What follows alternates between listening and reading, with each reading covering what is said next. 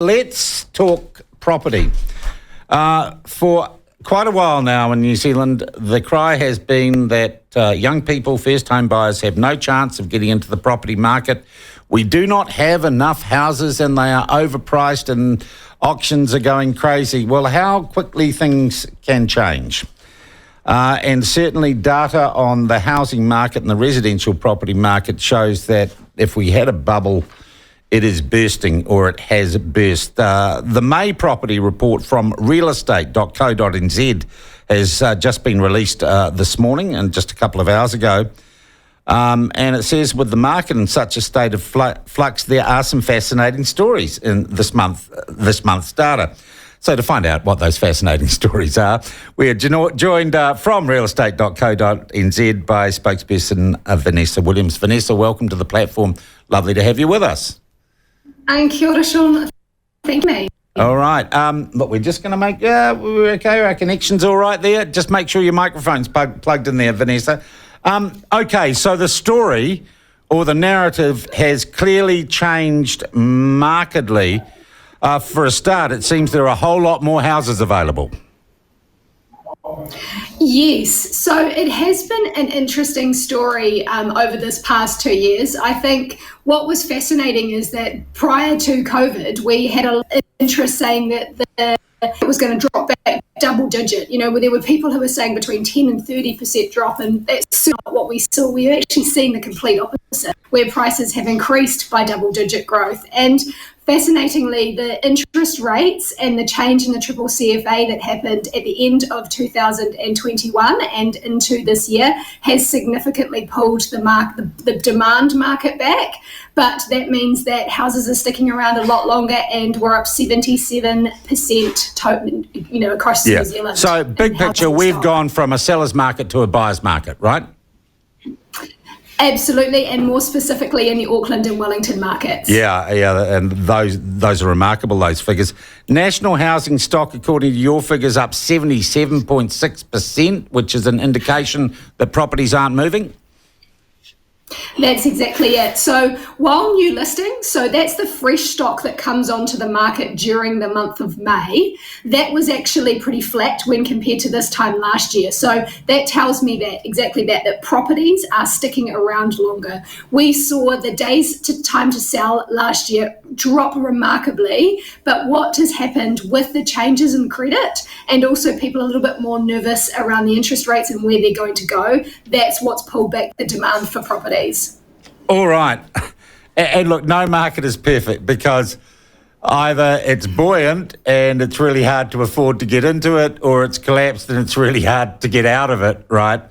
We know higher interest rates are coming. The government says they'll peak in the first, that they might be in peak now. I'm not so sure, and clearly people are worried. Also, we talked to Cameron Baggery from Baggery Economics yesterday, and he said banks will be reluctant to go to mortgagee sales, but that is what we're looking at. Expectations clearly change when the market sentiment changes. Is this going to be harder for real estate agents to move properties? We're going to have, obviously, if house prices are dropping, they're making less if they're on a percentage commission. Is this just a bad time to be in real estate? I don't necessarily think so. I mean, that is the whole nature of the industry. That is the point of a real estate agent, is that they work to bring buyers and sellers together.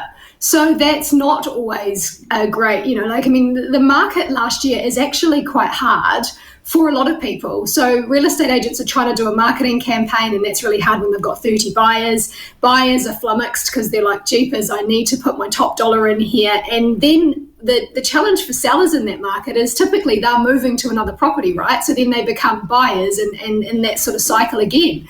What this tells us is that there is more time. People have able to consider what they're doing. They have the opportunity to negotiate a bit harder, and it just takes the heat out of the whole market, which is actually better for both buyers and sellers to come to a reasonable agreement on what that property is worth. Okay, so your advice to anyone involved in the market is be prepared to take some time, and actually in some ways it's a positive, have some time to breathe and think about what you want to do. I guess if you got the bank breathing down your neck and you got to sell, you don't have that much time though.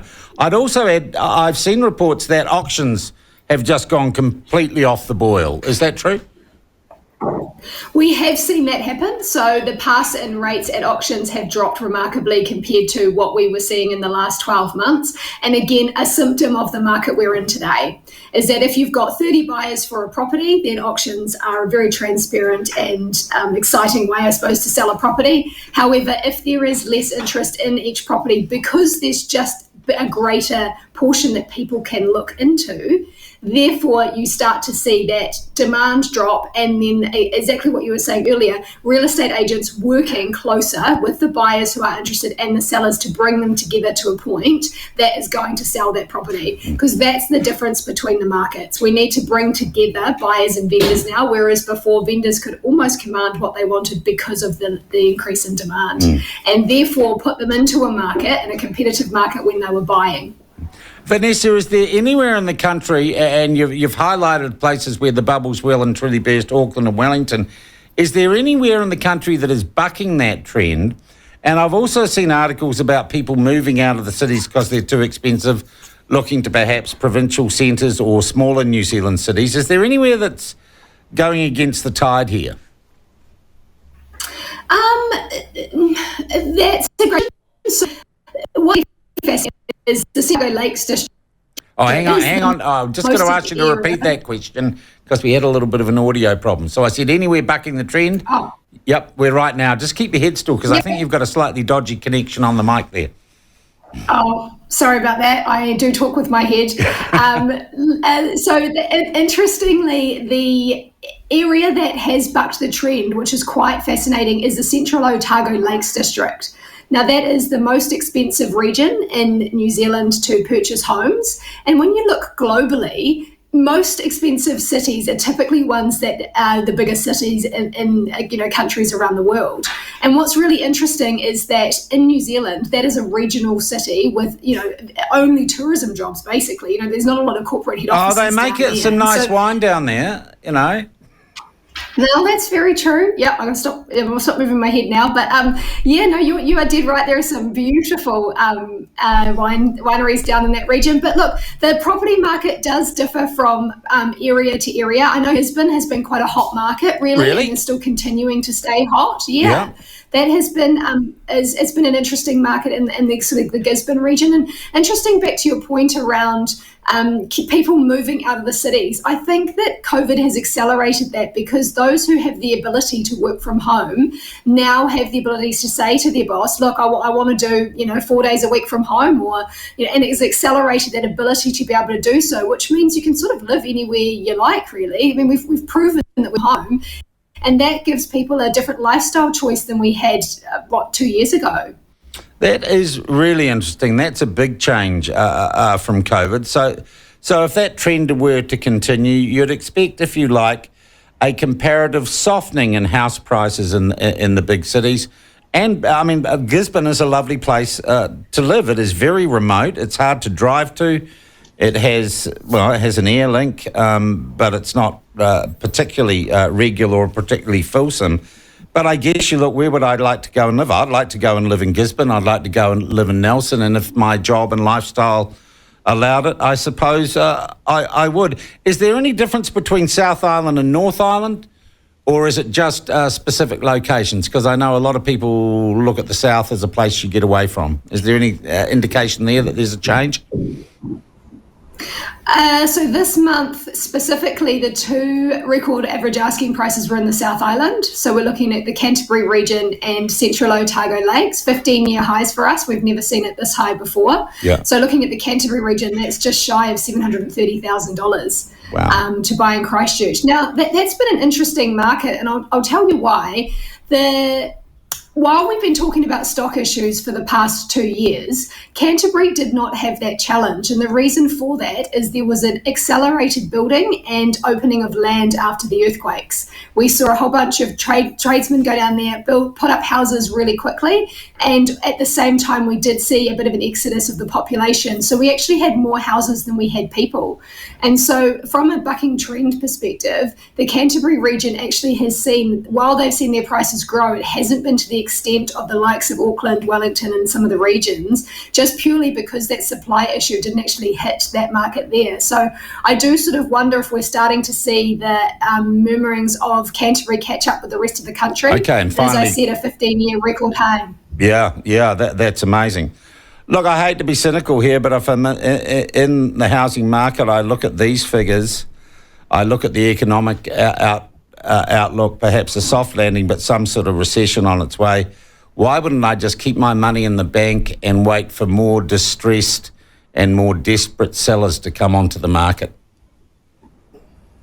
Well, I mean, that is a genuine question. I think it sort of depends on each person's personal ability and where their finances sit. I mean, you know, we did see a increase in that sort of investor market home, so sort of the lower end rentals once the interest rates sort of started to come up. So we did see people coming to the market with that sort of lower end home housing and potentially rental properties. So that, I believe, opened up some opportunities for first home buyers in that sort of market. And look, I think you just got to really understand that the property market is cyclical. These things do happen. Kiwis sit on their hands as soon as we talk about an election year. We don't do anything for 12 months. And it doesn't matter what the outcome is. We then kick into gear as soon as that's so funny, because Cameron Bagri, an economist, said exactly the same thing to me yesterday. He said, you've got to realise the economy is cyclical and we're in this part of the cycle, and really you try and see how extreme or otherwise. He says, but the cycle goes round again and again and again, and these figures, not remarkable, but different than what they've been because the cycle is rolling on as it inevitably does, I guess. Yeah, I'm sort of talking about the same sort of trends as I did in 2016. So 2015, bumper year, lots of transactions, everything happened. Everyone was going, oh my goodness, prices are so unaffordable. And then 2016 and 2017, we kind of sat on our hands and watched prices really flatten out and waited for the new government to come in. Yeah. And then we sort of saw it flat after Labour is in government, and then, goodness, COVID sort of mixed it all up for us, thought it was going to go backwards and it didn't, went crazy, and now we're back in the flat part again. So, yeah, I completely agree. It's very cyclical. I also just want to clarify, and this is just a perception that people have, and I'm not sure it's a real one. So we are now in a situation where there are lots of houses available on the market and prices are dropping. And I know some people who will look at that and say, oh, so New Zealand doesn't have a housing crisis anymore. Are the two related or not? Because when house prices are higher, no one can buy one, and first home buyers can't get into the market. Oh, we've got a housing crisis. Now that there are lots of houses available, does that mean the housing crisis has miraculously evaporated? Absolutely not. We still don't physically have enough homes for people to live in. And what makes me even, a little bit more nervous is you look at the numbers that are thrown around, we're going to have 200,000 new people entering New Zealand by the end of this year. It was sort of reported this week. And that demand is just going to shoot right up. So while we have more homes for sale, which would typically say that prices will go backwards and continue to go backwards, if that demand lifts from people coming in from overseas, then they're not going to really go backwards. It could just be a short space in time while we're sort of waiting for people to arrive, if those numbers that are reported this week are true. So I don't think that we've cured the housing crisis with physically people putting more homes on the market. Those homes didn't get miraculously built, and that's actually where we need to, that's what's going to level us out, is that we need to get more dwellings. We've got about 1.8 million dwellings in New Zealand, and we just need that to be higher. Can I ask you, Vanessa, and I know it's probably not in your stats, what sort of homes are the most in demand in New Zealand? 2-bedroom apartments, 3-bedroom family homes. Where's the sweet spot in the market? Where is there most demand in residential property? That isn't actually in our stats. Oh, So it the is. most searched Yep. No, that's okay. The most searched, basically, home is really a 3-bedroom home around the $800,000 mark. Wow. Okay. That's nationally. Yeah, okay, 3 bedrooms at around 800,000. Okay, interesting that. I was just wondering what is it that most people see as the ideal nest. Hey, fascinating stuff. Vanessa, just in broader terms, I wanted to ask about realestate.co.nz. What is it that you people do? What's your ethos? What's your principles? Absolutely. So we were set up in 1996, actually, before Google. So we had a website, you just couldn't find it. And we were set up to help New Zealanders have an affordable place to market properties online. So we are owned by the real estate industry, and the idea is that we have a platform that remains cost effective and delivers a serious audience to vendors who are marketing their property. Now, in the global markets, it is ridiculously expensive to market your property because most of the platforms like ourselves are owned by media companies. So they sort of are like the realestate.com.au. It's about $3,000 to market your property for 3 weeks in one of the major centres like Sydney or Melbourne. And, we can do a 6-week package for you for $649. Okay, so you work with, and you're supported by real estate agencies as well. Yes, that's correct. All right, yeah. I get that clear. Hey, fascinating figures, and thank you so much for taking the time to talk us through them today. I'm sure we'll talk again. Absolutely. Thanks for your time, Sean. Appreciate cheers. it. That's Vanessa Williams, spokesperson for realestate.co.nz.